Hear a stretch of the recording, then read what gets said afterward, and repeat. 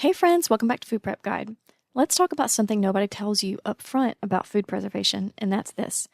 Trying to save everything that comes out of your garden or trying to capitalize on every discounted bulk produce deal you come across is the fastest way to burn out. What you need is a simple seasonal plan that focuses on what your family eats. Now, since that's going to differ from person to person, I've broken down the entire year into 3 manageable preservation seasons. We're going to cover your options for preserving in spring when everything's fresh and kind of delicate, how to survive the summer rush without losing your mind, and what to focus on in fall when the pace naturally slows down. Plus, I'll share the exact methods that work best for each season's type of produce. The end goal here is for you to preserve what your family will eat without spending every weekend chained to your kitchen. So the first step in your plan is to make a list. What does your family actually eat every week? Is it tomato sauce for pasta nights? Is it frozen corn for soups? Maybe you enjoy refrigerator pickles for a quick snack.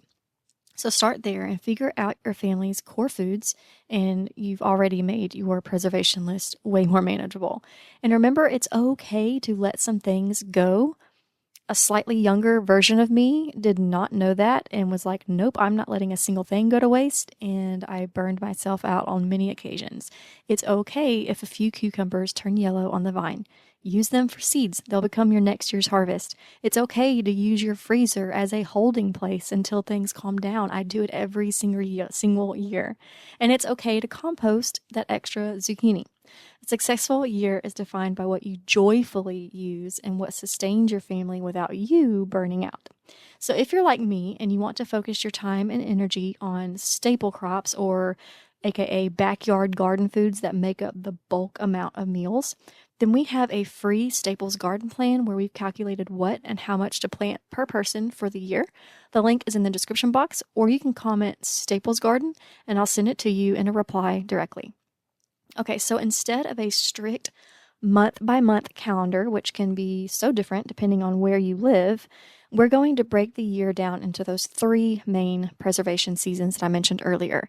This just gives us a lot more flexibility. So the first season is the early season harvest of spring. Spring is all about capturing those fresh, delicate flavors. Everything is just starting to wake up, and the produce in this season tends to be tender and it tends to be green. So this isn't the time for huge all-day canning projects, but for quick, light preservation. So here's a breakdown of what to preserve. Think about your early greens like spinach and kale. These typically peak March through May and again in the fall. Asparagus, which will peak between April and June. Rhubarb, also April through June. And radishes, also April through June. Also, this is the very first harvest of strawberries that may start in May, depending on where you live, and take you through July. Your primary preservation methods during this season are going to be freezing and quick pickling. For stuff like spinach and kale, a quick blanch and freeze is great. It locks in their nutrients and they're ready to be tossed into smoothies or soups all year long. Asparagus is another one that's really great for freezing. If you blanch it first, it'll keep its color, texture, and flavor a whole lot better than if you don't blanch it. Pickling is fantastic for radishes and asparagus spears, but I will pause here and say make sure your family eats those things. My family is really not a huge fan of pickling type flavors. We have like a refrigerator pickle and, of course, your typical dill and sweet Amish type bread and butter pickles. But when it comes to radishes and asparagus spears, I feel like that's kind of a cultivated flavor, so make sure your family eats those before diving into them. But you can whip up a batch of just refrigerator pickles in an afternoon and capture that spring crunch without them getting all soggy. Refrigerator pickles, if you don't know, it doesn't involve any canning. There's plenty of recipes online. I think we probably have one on the blog, and I'll link it if I can find it. So for the rhubarb and strawberries, this is the time to focus on small batch jams or simple syrups. You can absolutely can jams, but you can also just freeze them for later. Freezer jam is a very real and good way to put up some jam if you don't want to do the canning. This past year, we actually tested and loved a simple strawberry sauce, and we will do it every year from here on out. It was wonderful and versatile. I'll have that tutorial linked down in the description below. So the second season is the peak season rush known as summer. So this is it. This is the big one. This is the one that everyone thinks of when we talk about food preservation. Summer is when the garden goes into overdrive and our strategic plan becomes really essential to avoid the chaos. So here's a list of what to preserve. This is the season for all things berries. Blueberries peak typically through June through August, raspberries June through August, and blackberries July through August. It's also peak time for peaches, July through September, tomatoes July through September, cucumbers July through September. Your summer squash and your zucchini are typically going to be a little bit earlier, June and July. Sometimes they go into August depending on where you live. Green beans are going to be June through September. Corn, July through September, and peppers are going to be one of the last things you're going to harvest out of your garden, and it's going to be July through September. I want to stop here real quick and say that these lists that I'm providing for you they're like items that you can be aware of to look for during that month at your grocery store or at your big box store or at your farmer's market. These months are their peak months when grocery retailers are trying to move produce before it spoils, and so they're going to have it marked down. So even if you don't garden, the peak time for tomatoes is going to be July through September, which means you can go to your local grocery store and get tomatoes cheaper July through September versus March or December. So all of these months or these lists that I'm giving you for each different season is also like a what to buy each month at the grocery store type list. Same thing, whether you grow it, whether you buy it, same thing. Okay, so let's talk about our primary preservation methods for the summer produce that we just discussed. Pretty much everything is on the table here: freezing, canning, pickling, and dehydrating. As for strategy, I typically split my harvest and have 2 preservation methods going at once for each crop. So one is going to be a hands-off method, which for me is dehydrating or freeze drying, and the other is an active method like canning. So when I say split them, let me give you a concrete example. Tomatoes. Let's say I harvest 40 pounds of tomatoes in one weekend. I'm going to split them and I'm going to process 20 pounds of tomatoes. I'm going to get those all chopped up or sliced up and get them going in the dehydrator or the freeze dryer. A dehydrator is going to run anywhere from 7 hours to all the way overnight until the next day. And the freeze dryer can run all the way from 1 to 3 days. It just depends. So it's a hands-off method once we get past the prepping. So I would get all of that done, get that going, and then that's on autopilot. Then I can come back to the other 20 pounds, other half of my harvest, which is going to be roughly 20 pounds, and use those and start a preservation project. Maybe I'll put up salsa this weekend.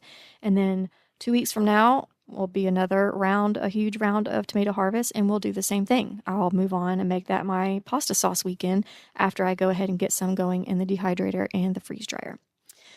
If you don't want to really do either of those things, then freezing is absolutely a great option during the summer rush because it's quick and easy. So corn is best blanched and then frozen either on or off the cob. Green beans also freeze beautifully. In fact, we actually prefer that to canning because the texture is just so much nicer versus the kind of mushy canned beans. Berries and sliced peaches can be frozen on a tray before you bag them. It's known as flash freezing, which keeps them from turning into a giant frozen clump. That's probably the easiest way to save and preserve that fresh fruit flavor. So I mentioned dehydrating as more of a hands-off approach, and I think you get that, but I wanted to give you a few ideas. If you have way too many zucchini, making zucchini chips is a great option. Or maybe you don't really like the texture of zucchini chips, you can still slice them in chip form just to get them nice and thin, and then you can run them through a food grinder or a coffee grinder or a food processor and make a zucchini flour. It is really great for substituting in your baking. And can cut down your flour costs. Peppers can also be dehydrated for use in spice blends later on. So even if you don't like snack on dehydrated peppers, making your own spice blends and adding powdered or even just minced peppers to those spice blends is really, really good. I also love splitting up my tomato harvest. I mentioned that. I will just split that up between dehydrating, freezing, and canning. For dehydrating, the end goal for me with tomatoes is tomato powder. It is so incredibly useful and can replace your cans of tomato paste, tomato sauce, and tomato juice. I'll have that tutorial linked in the description box below for how to make tomato powder, and then maybe I'll go ahead and link the video for how to use it as well. Okay, the third and final season is the late season bounty of fall and early winter. As the weather cools down, the pace in the garden and the kitchen starts to slow. The harvest shifts from delicate fruits to sturdy, long-lasting vegetables. This season is all about stocking up for deep winter. So here's what to preserve. Typically, it's going to be apples, August through November, pears, August through October, grapes, August through October. Your pumpkins, your winter squash varieties are going to be September through December. And then all of your root vegetables, carrots, beets, and turnips are primarily going to be September peak harvest, September through November for use as storage crops. It's also a great time for cabbage. In the fall, your harvest time frame is typically going to be October through December, depending on where you are. And onions, harvested late summer or early fall, although I do prefer growing them in early spring. Here in Zone 7B, 8A, that is just personal preference, but they can absolutely grow in both spring and fall. Now, the primary methods for this season are canning and root cellaring. Autumn is prime time for canning applesauce, pear butter, and apple pie filling. These are the staples that are really rewarding to have on your shelf because they can add quick flavor to muffins, oatmeal, yogurt, all sorts of things. There's still some freezing projects in this season as well. For instance, you can roast pumpkins and winter squash, freeze the puree in bags and, nice and flat so that they stack well in your freezer. And then you can ready to pull them out for pies, soups, muffins, quick breads, that sort of thing. I'd probably say the real star of autumn is going to be your cold storage because it is the most low effort form of food preservation. And the cooler season, the cooling temperatures just really favor that. If you have a cool, dark place like a basement or a garage or even a cold closet, you can store a lot of these crops for months just as is with no preservation needed. For instance, root veggies like carrots and beets, along with potatoes, can be stored in boxes in your cold cellar area, your basement. I don't have a cellar, I don't have a basement, but a box inside a cold garage or inside a cold closet can work as well. I've seen so many people get good results, or at least report good results, by stacking them. When I say them, I mean root veggies in layers in boxes of slightly damp sand or even sawdust. I have not personally tried that yet. So do with that what you will, but I've heard great reports about doing that as well as an alternative to not having a root cellar or a basement. Winter squash and onions, all they need is just a cool, dry spot with some good circulation.